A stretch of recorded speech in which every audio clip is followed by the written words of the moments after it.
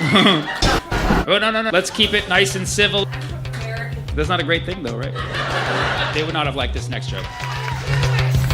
Did you guys hear about the Israeli pedophile that the United States let off? Yeah. I know, you're like, which one? The head of Israeli cyber defense, or as I call it, Iron Chrome, got busted in Vegas for soliciting a minor online. Literally the one thing you can't do in Vegas. In Vegas, you can gamble your life savings, you can drink in public, you can smoke weed with your hooker, you can gun down a famous rapper, you can have a random Asian guy dangling from your car window. You've seen The Hangover, but you can steal a tiger from Mike Tyson, et cetera, but just stay away from the kids. Okay, you can literally bet on any number as long as it's higher than 18, is what I'm saying. It's like inverse blackjack. The police engaged in a sting operation and no music was made. That joke would have killed in the 80s. And in this operation, an undercover officer posed as a 15-year-old girl, which, let's face it, kind of a sweet gig, okay? And good for a cop, too, right? Same level of emotional intelligence. Yeah, totally. In the sting operation, 8 men were busted, including a pastor, shocking, and an Israeli official named Tom Alexandrovich, aka Peeping Tom, who is the head of cybersecurity for Israel. Yeah. So clearly we found a security flaw. Iran, take notes. You want to get in? Just pose as a 15-year-old girl. The irony, too, is that Alexandrovich was in Vegas for a conference about hacking. And ironically, he got hacked. So clearly not very good at his job. He needs to go back to school. Oh, wait, actually, no. No.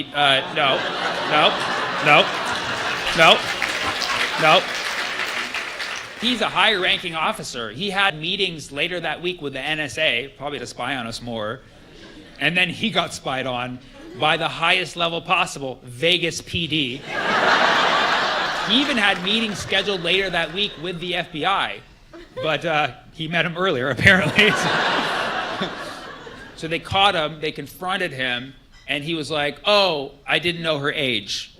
And it said 15 on her profile. He's like, yeah, I can't read numbers. They're like, why are you in Vegas, buddy? You know?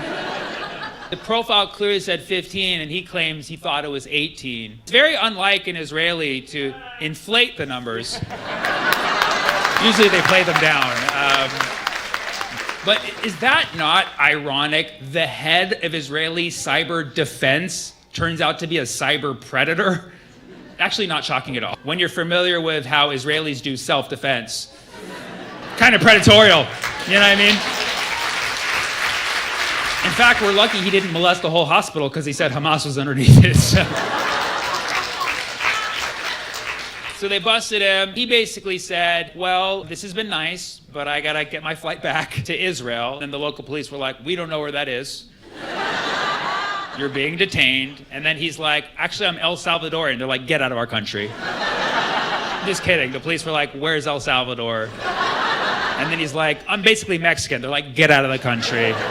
So Alexandrovich was basically like, I need to make a phone call. Somebody let the officers know. They're like, yeah, you can let this guy go. So the question is, like, who did he call? Ghislaine Maxwell? Better Call Saul? You know what I mean? Like, he got off very quickly. That's not a great way to say it, but they let him out.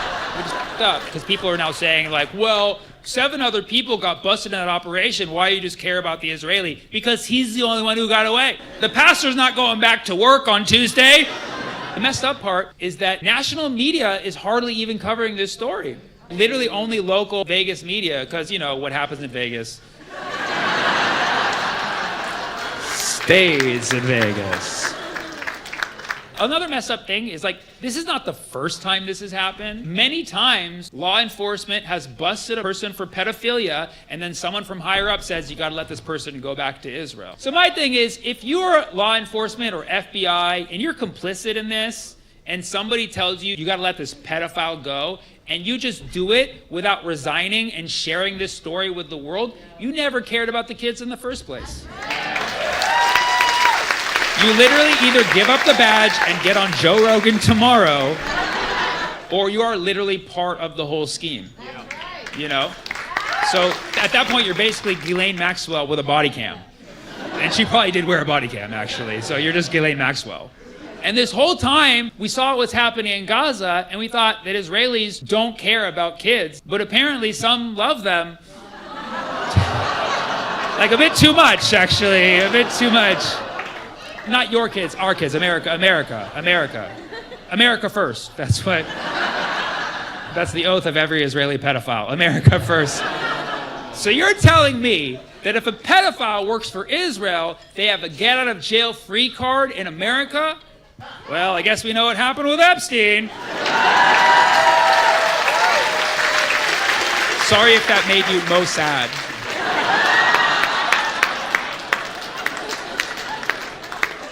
Okay, cool. Thanks, guys.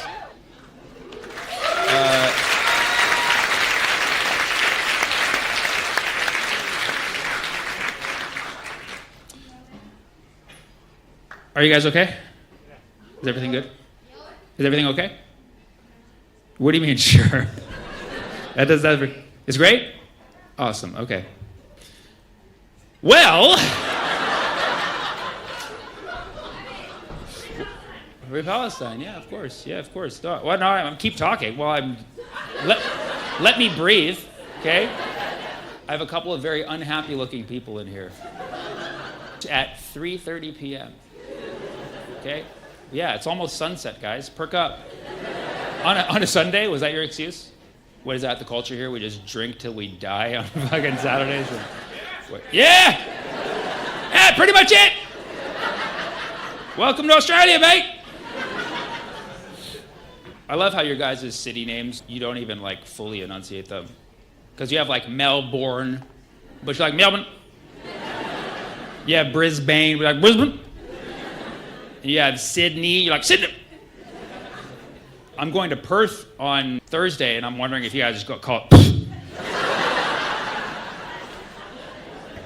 Yeah, kinda. The other thing that's it's interesting about Australia is that the time difference from me to you, because I'm in California, so we're 7 hours ahead, but yesterday. That's why like there's this weird disconnect, because you guys are 7 hours behind me mentally, but already in tomorrow. That's why like I tell a joke and I'm like, they don't get it, but it's like you already heard it yesterday. Yeah, it's crazy, man. It's crazy. So yes. Anyways, great time to y'all. Hey, guys, my friends. If I can hear you, they can hear you even more, right? And so I think she was requesting that you guys. Oh no. Let's keep it nice and civil at 3:30. This is for the late show. But yeah, you guys are talking a bit much, so we're politely checking in. And if you need to guys have a conversation, feel free to go outside. Just want to make sure everything's okay. You good? Amazing. Yes. Amazing. Yes. Fantastic. Yes, probably what. Yeah, that's not a great thing though, right? What? What's that? It's not a great thing. No, it's not. Thank you. Yikes.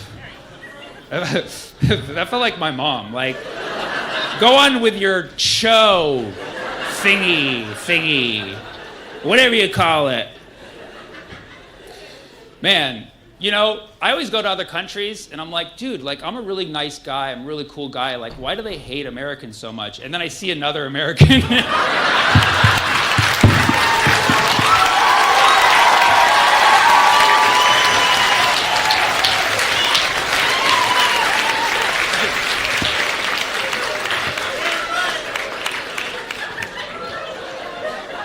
All right, now let's take it 7 hours back. Let's get back till tomorrow, Sunday. Because it's still Saturday back where I'm from. They don't even know what's about to happen today. So, if you've been following me for more than 2 years, which I know most of you haven't, but maybe one or two of you have, you know that I literally talk about everything. I can make hexagons funny, okay? But right now, obviously, I'm fixated on one subject because I want this madness to end now. And so, that's where I am mentally. I have been talking about this situation for many years, and people do ask me, because I've been talking about it for a very long time, and people ask me, they're like, have you ever lost anything for talking about it? And the answer is, I don't know, because I never got those things anyways.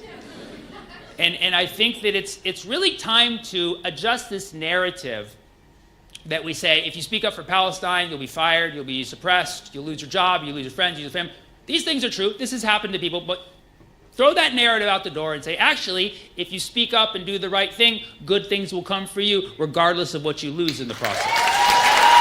Okay?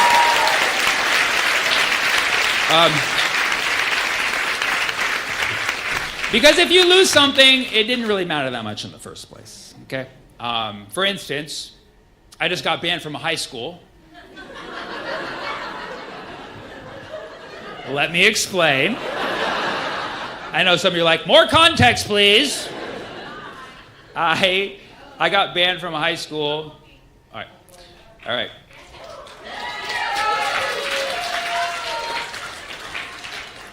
I got banned from a high school. They never went to high school. I'm Jewish. Oh, okay, that's fine. There's nothing. But we were never talking about you. You know what I mean? Like,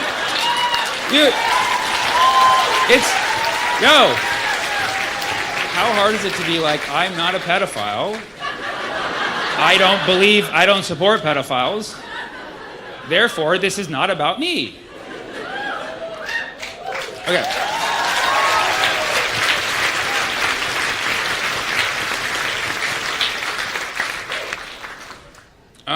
Okay.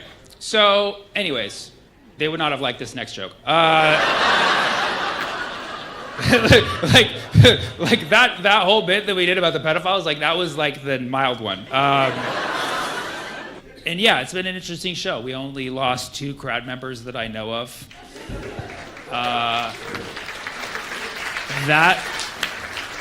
What's that? Shout out to them. I thought you said send it to them, like send them the rest of the show. Be like, hey guys, I noticed you left a little early and you didn't see the rest of my set. Have you guys been to high school? I like how you guys took their seats so fast, though. That was like, yeah, like I blinked at you guys were already there. Where are you guys from, by the way? Oh, you're from Yemen? Well, there you go. It's Yemen. Always the first to take action, aren't you? Yemenis, they see injustice. They see an opening, they're like, I'm gonna seize that. And she brought her Somali friend too. That's awesome. Shout out. Yemen, Somali, shout out. I love that. On the way out, she whispered into one of the servers' ears, she's like, I'm actually not Jewish. But it was awkward. It was like very awkward that happened. And then I was like, that's anti-Semitic. Here I thought, like I upset somebody because of like a religious association to an ethno-state, obviously. When it turns out she was just a dumb American taxpayer.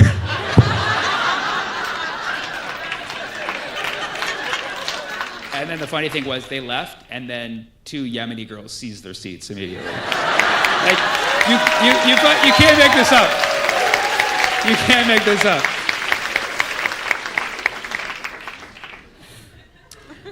Yeah, so I call that story, All Is Well on the Red Sea. I used to go to this high school where this guy would hold up the sign that said, God created Adam and Eve, not Adam and Steve, which is very homophobic and very Steve-phobic as well.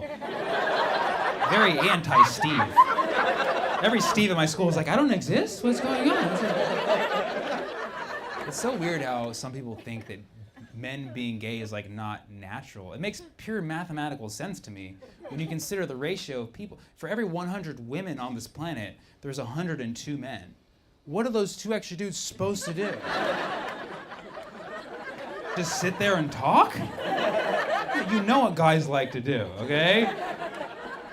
You're like, well, how does that explain lesbians? Men are disgusting. That's my only theory. We are disgusting. Lesbians are evolved women.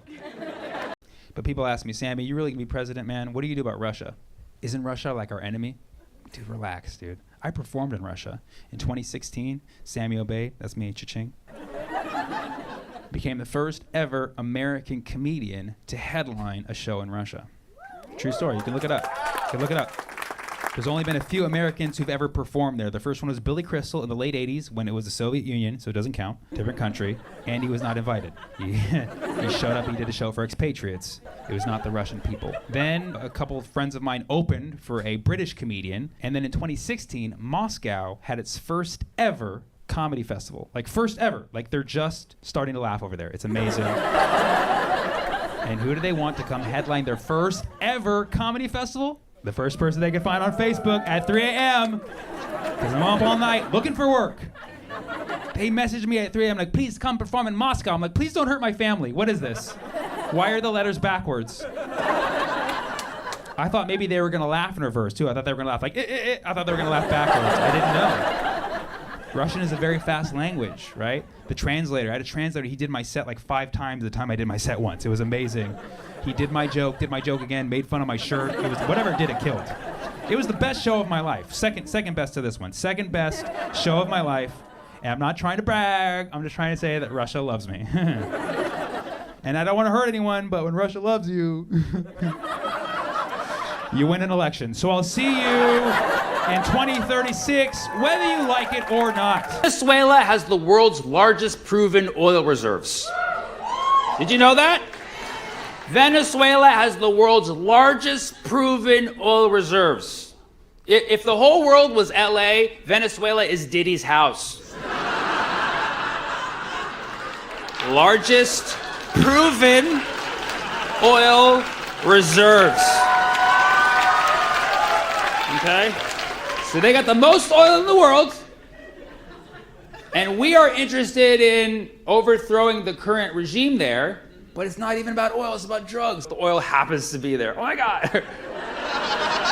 What a coincidence. They're like, we're just here for the drugs, man. Oh, you got oil? Oh, shit, what's up? You got oil? Oh, I guess we'll stay a little longer then. You got oil? Oh, shit. Dude, I didn't even know you had oil, man. I love oil. Is that good? Oh, that's good, man. That's good stuff.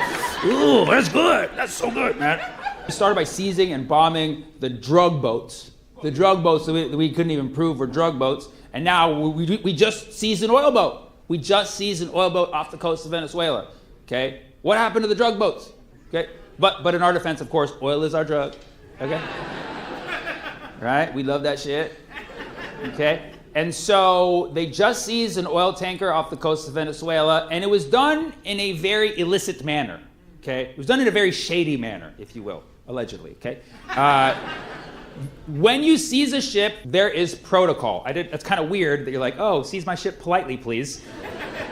You're supposed to warn the ship, tell them to remove their cargo first, and then seize it as a political move. I don't know what you would call it. I don't even know why we do this shit. It's just so weird. But you basically seize it as a political move, right? And we did not do that. We just straight took that shit and the cargo. Or we pretended we're like, oh, there's cargo here? Oh, I guess we'll keep it. That's what Trump said. He's like, I guess we'll keep the oil. I guess. There was 2 million barrels of oil on that ship. Equivalent of $150 million. That's not a ship seizing, that's a robbery, bruh. Okay? You wonder why crime is so high in America? Look at our role models, dude. That's not a ship seizing, that's a ship jacking, okay? We straight up took the oil. 150 million barrels, man. And all of us Americans should look at that and be like, that's a crime. That's a crime. That's a crime. Yep. Right? As an American, the only 2 logical thoughts you can have are, that's a crime, and are you going to share it with me? That's the only logical thought you could have, but you got to have the first one first. Okay? No, of course. We don't want stolen oil, right, guys? We don't want stolen oil. No.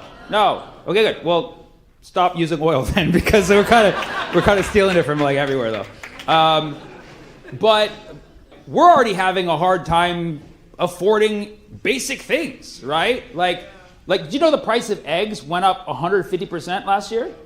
So for every dollar you used to spend on eggs, you now spend $1.50. Yeah. So now when I go buy eggs, I cut 4 out of the carton, try to buy a carton of 8. I'm like, can you give me the same price last year?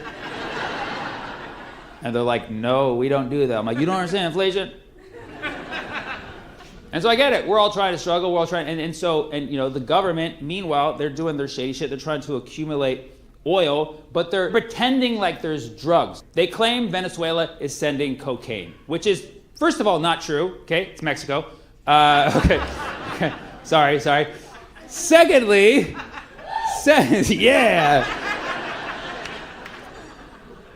Secondly, if you're waging a war on cocaine, you're really disregarding the literal, possibly thousands, possibly even millions of tax-paying cocaine users in the United States, okay?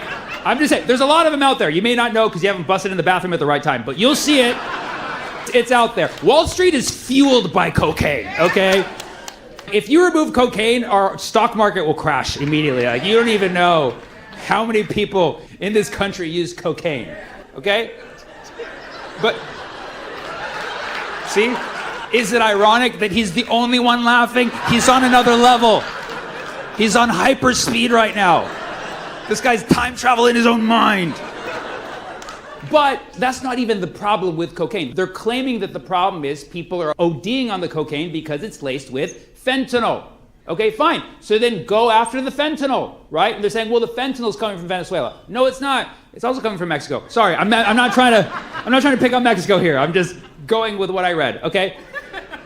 The chemicals that make fentanyl come from China, and some also from India. Shout out, okay? Okay, so it mostly comes from China, some comes from India, and then it's cooked in Mexico, okay? Which just sounds like a racist American joke.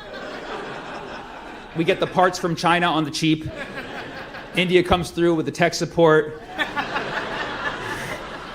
And then the real work is done by Mexicans in the kitchen. I'm not making that joke. This is how fentanyl is made, okay? And then we're the dumb Americans who are like, yum, fenty, yummy, yummy, yummy. Me likey so much. So we play a role in this shit too. But they're claiming it's fentanyl, and they're claiming that Venezuela is aggressively pushing it when there's no evidence to support that, and they're trying to use words to intimidate us. They're saying, they're narco-terrorists, which, as a Middle Eastern person, I find that offensive, okay? Because that's what you used to call us. You can't just give away our slur. You know what I mean? If they're narco-terrorists, am I just an original terrorist? Like, what? Am I a standard terrorist 1.0? Am I an OT? Narco-terrorists. You can just put a word in front of terrorists because it's a different race of people. Are Asians math terrorists? That's not cool. And of course, white people, domestic terrorists, right? That's what it is. That's what it is. They want the oil. They're pretending like they don't want the oil. It's so specific because they want the oil in the exact way they want the oil, all right? Maduro is now running Venezuela, and he's even offered us some oil, but not all of it, and we don't like that. Right? So they want to remove him. They want to put in our puppet, Nobel Peace kind of winner thingy person. They want to put her in and replace Maduro. And Maduro, you know, maybe he didn't win the election fairly, but it's like, neither do we out here, you know? And so we're claiming it's also about democracy. And Maduro, he's trying to work it out. He's like, listen, I'll do anything except step down. And we're like, okay, we hear that, and we'll do anything except not let you step down. And so we're kind of at like a gridlock, and you know, they're pretending it's about the drugs, but it's about the oil, and they're just acting like they can just go to a country and just take it over. This is the problem with calling the United States America, right? We see other places in the world that also have America in the title, and we're like, oh, that's ours, I think. So they're like, oh, that's just South America, right? That's us. All we have to do is cross the Gulf of America to get to the south part of America. So shady, man. The United States really is the Diddy of the world. You know what I mean? We like to control everybody. Sure, we help some countries, but we also molest them. Some countries we hate so much that we have them taken out, pretend like we didn't do it. We're addicted to oil.